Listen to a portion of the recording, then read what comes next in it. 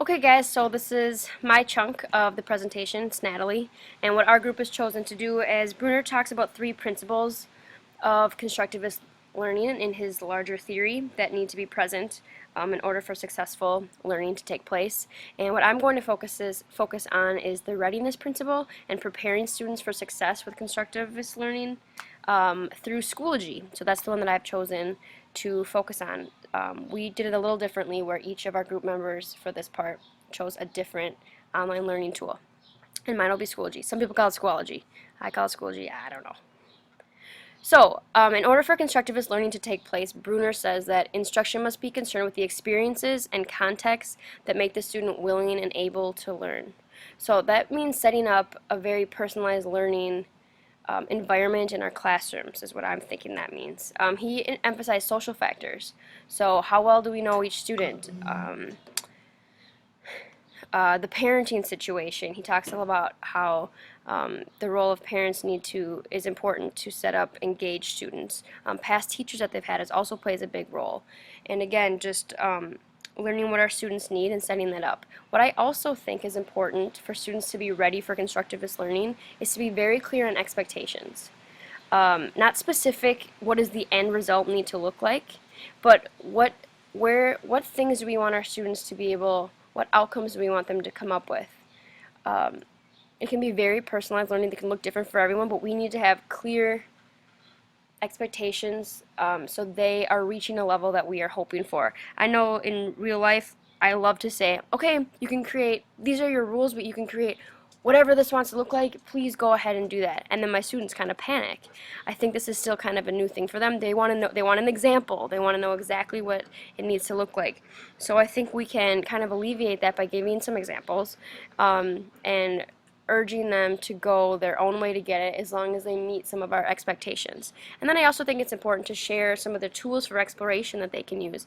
You know, we're fortunate enough to study so many different things in this program, well, the Learning Technologies program, and we should share that with them because we know the tools and they do too, and they can share with us. But I'm just saying we need to provide different tools for them to find the knowledge and the learning experience that they're looking for.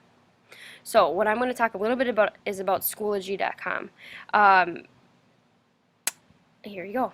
So what I like about Schoology is what happens first of all is you can create a course on Schoology for free, or you can pay and it's a little better. We use the free one at my school for now, but next year we're changing, upgrading.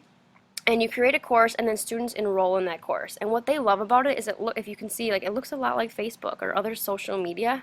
So they're very comfortable expressing themselves in this on this platform.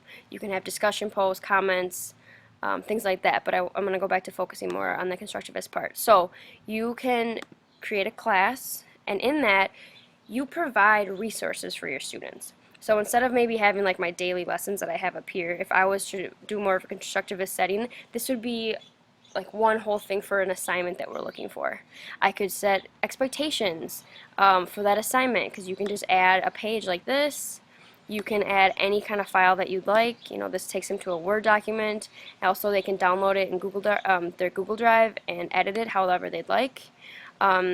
You can upload PDFs. You can do, this is like a full text to a book. So you can put on the sources you want them to use if you need to scaffold it a little more, or you can put on different media files, you know, different examples of really cool projects that people have come up with, videos, audio,